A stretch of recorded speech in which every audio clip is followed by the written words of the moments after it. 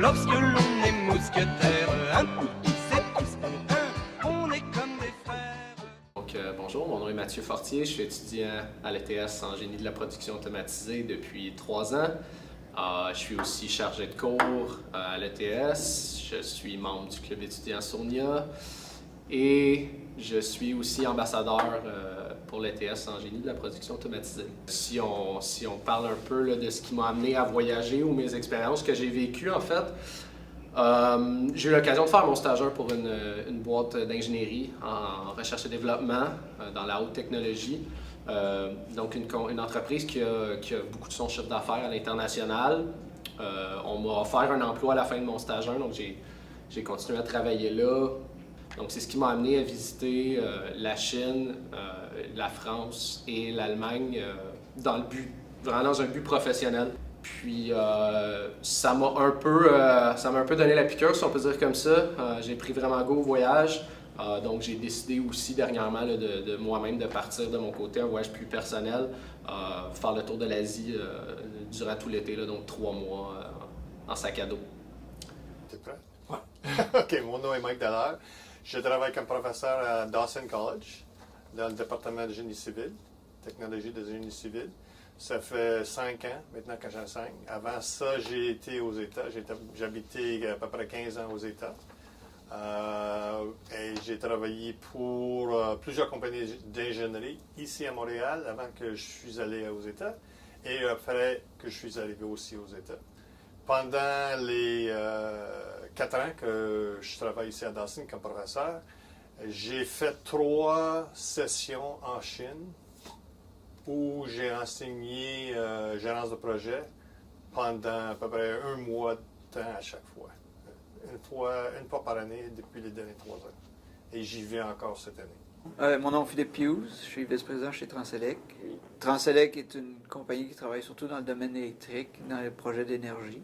Bon, les expériences, avant de me joindre chez Transelec, j'ai travaillé en Europe, en Italie, j'ai travaillé aux Philippines, j'ai travaillé en Nouvelle-Zélande et beaucoup aux États-Unis aussi. Les projets que j'ai faits à l'extérieur, j'étais spécialiste pour les turbines à gaz et les turbines à vapeur. Donc, c'est des projets internationaux. Les équipements étaient très spécialisés. Donc, je me suis retrouvé à voyager pour amener un certain niveau d'expérience technique sur les turbines. Je trouvais que c'était une occasion que j'aurais pas eue autrement. Tu sais, aller passer du temps en Chine, c'est pas quelque chose que j'aurais fait. Tu sais, c'est pas parce que j'aime pas voyager, j'ai beaucoup voyagé dans ma vie, mais Chine n'était pas un des pays qui m'attirait beaucoup, malgré j'étais toujours un peu attiré par l'Orient. Mais je ne pensais pas avoir une occasion d'aller là. Puis là, ils m'ont présenté l'occasion, puis ils m'ont demandé si ça m'intéressait d'y aller. Puis j'ai dit, bien sûr, pourquoi pas. J'ai sauté sur l'occasion. Je pense que c'est un désir d'élargir son esprit ou d'élargir son horizon, se donner des perspectives différentes, toujours dans le cadre où, en tant que professionnel, on vit dans un monde aussi qui n'est plus cloisonné, donc on fait affaire avec des gens de partout dans le monde.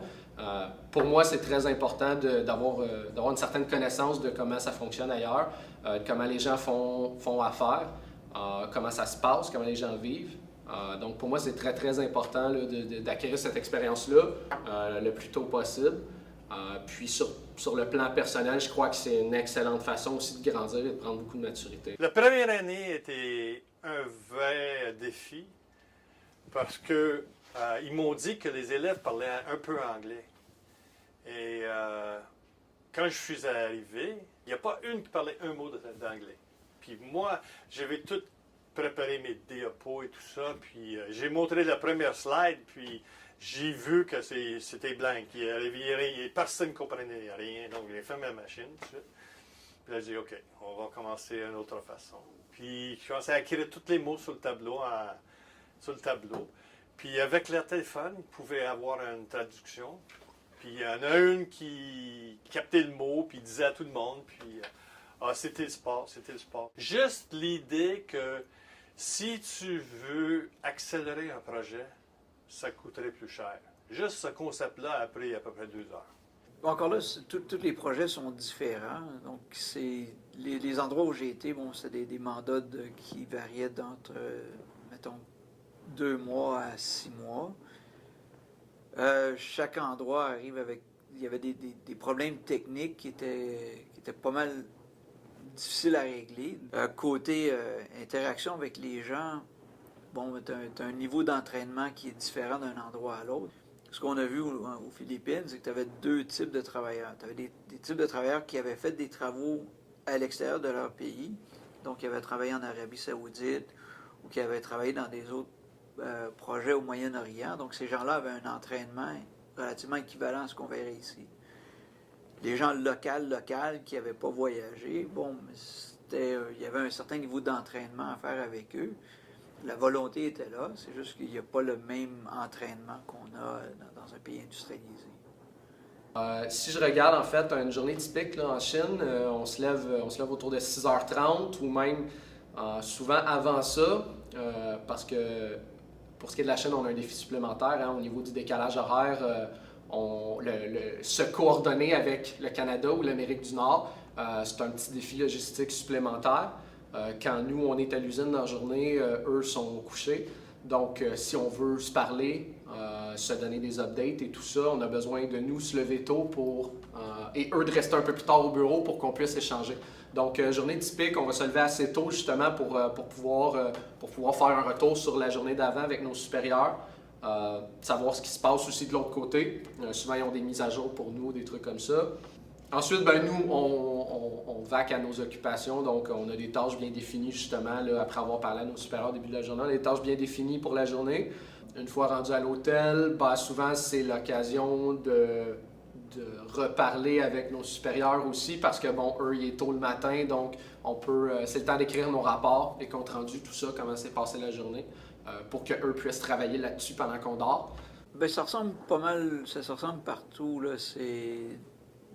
t'as une journée de travail, tu arrives le matin, tu fais ton briefing avec tout le monde, tu as des objectifs à rencontrer. Tout le monde arrête habituellement, il y a un break le matin, un break le lunch.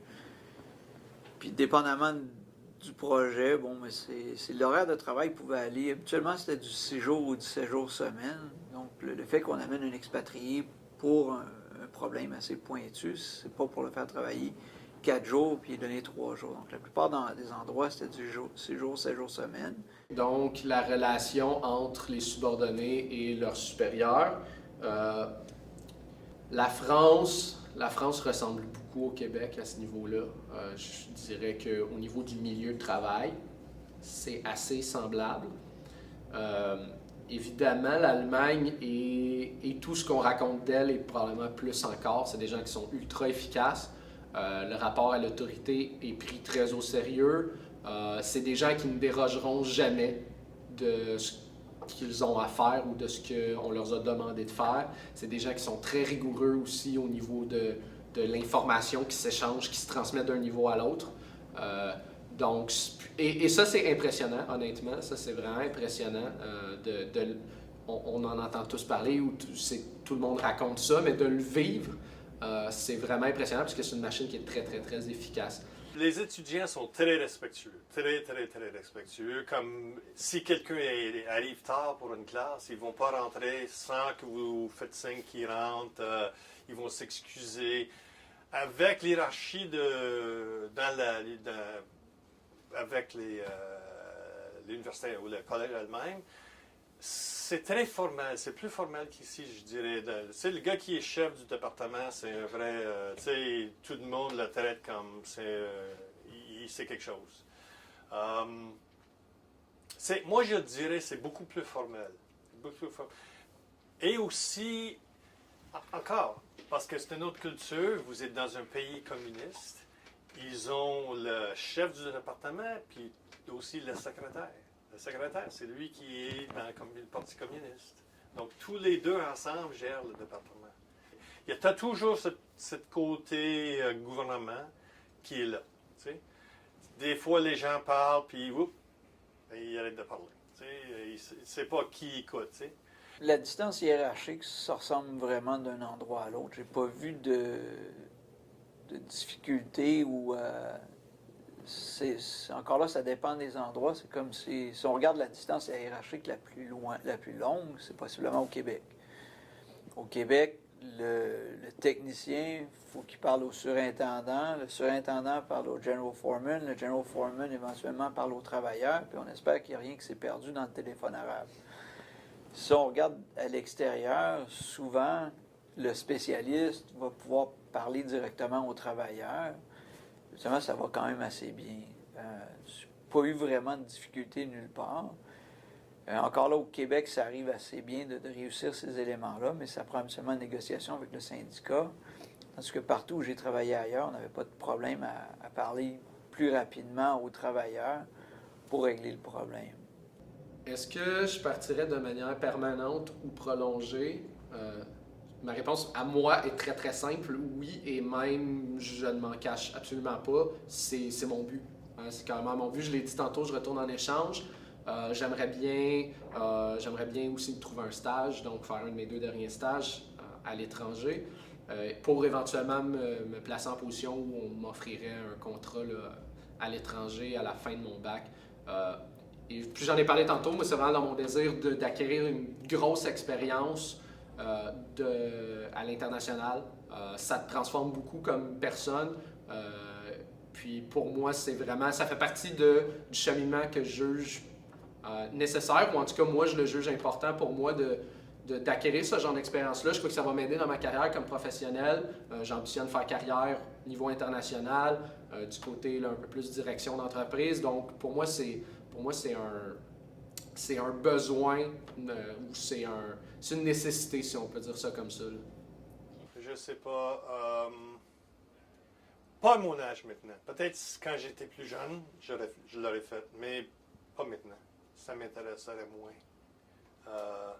De toute façon, je suis revenu à Montréal justement pour s'approcher de la famille. Donc, pour quitter encore pour aller en Chine pendant quelques temps, je pense pas que ça m'intéresserait. Ben, écoute, t'es dans un petit appartement, t'as pas toutes les choses autour de toi, la vie est quand même différente. T'as hâte de revenir dans un certain sens, mais t'es pas mal à l'aise. Je voulais revenir, j'avais hâte que ça finisse, mais pas au point où j'étais mal à l'aise. Si j'ai des conseils à donner à quelqu'un qui vient me voir et qui me dit écoute Mathieu, j'ai ça sur la table devant moi puis ça m'intéresse, c'est vraiment simple, vas-y, fais-le. C'est pas simple, souvent c'est des démarches qui sont complexes, surtout si on regarde le niveau de l'échange. J'ai beaucoup de documentation à remplir, c'est un processus qui est long. C'est pas nécessairement difficile, plus que c'est de longue haleine, mais c'est extrêmement gratifiant de l'avoir mené à terme. C'est une expérience qui va changer votre vie, c'est garanti, ça c'est sûr. Ça ne peut pas ne pas changer votre vie.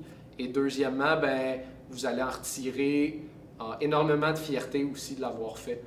Mais moi, je pense que le plus important, c'est d'aller avec un esprit ouvert. Pas, parce que là, il y avait un autre professeur qui est allé avant moi. Et je l'avais rencontré avant que je suis allé. Mais eux, ils ont parlé de ça tellement mal que je pensais que, oh shit, qu'est-ce que j'ai, tu sais, dans quoi est-ce que je suis embarqué? Tu sais, il n'y a pas de papier de toilette, tu peux pas avoir un tasse pour ton café. Le magasin au coin a tout ça, tu sais. Donc, je pense que des gens qui vont avec des préconceptions, ils vont voir qu'est-ce qu'ils attendent de voir. C'est pour ça qu'il faut être ouvert. Si tu es ouvert, hey, tu vas un peu à profondeur pour comprendre pourquoi ça. Et souvent, il y a une bonne raison et c'est tout à fait normal. Tu sais. Ici, on mange certains animaux. Là, ils mangent d'autres choses. Tu sais, ils faisaient toujours dague de manger des chats et tout ça. Mais j'ai jamais raconté ça. Mais je peux comprendre que pendant la guerre ou pendant les années pauvres, quand ils n'avaient rien à manger, le secrétariat, il m'a dit, quand j'étais jeune, on mangeait des feuilles d'arbres. C'est tout ce qu'on avait. Tu sais? Donc, tu imagines, quand tu es dans cette situation-là, qu'est-ce qui est normal et pas qu'est-ce qui est normal aujourd'hui. Tu sais? Ça change. Donc, il faut être ouvert et comprendre qu'est-ce qui est derrière tout ça. Pourquoi ils font ça. Tu sais? Mais c'est vraiment une expérience intéressante. Si tu vas avec l'esprit ouvert, tu vas apprendre, tu vas plus facilement te rentrer dedans. C'est tous pour un lorsque l'on est mousquetaire.